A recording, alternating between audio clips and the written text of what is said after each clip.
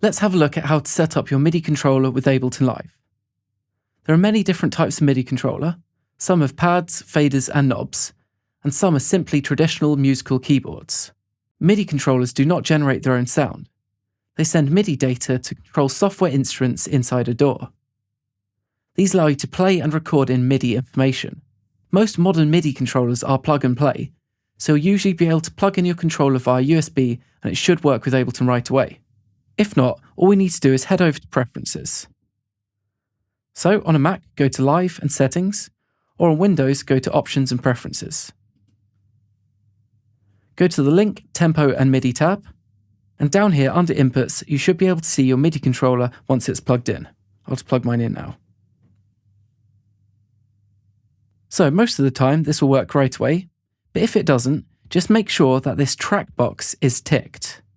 This should allow you to use your MIDI controller to input MIDI notes into Ableton Live. If you have an advanced MIDI controller, such as a Rolly, make sure MPE is also ticked. Okay, your MIDI controller should now be working. If you click on the record arm icon on a MIDI track in Ableton, when you play some notes, you should see these yellow dots lighting up. You'll be able to find an instrument from the browser under the Instrument tab. You could choose any instrument you like. I'm just going to click and drag a random one onto this track. Now when I play notes on my MIDI keyboard, we'll be able to hear sound.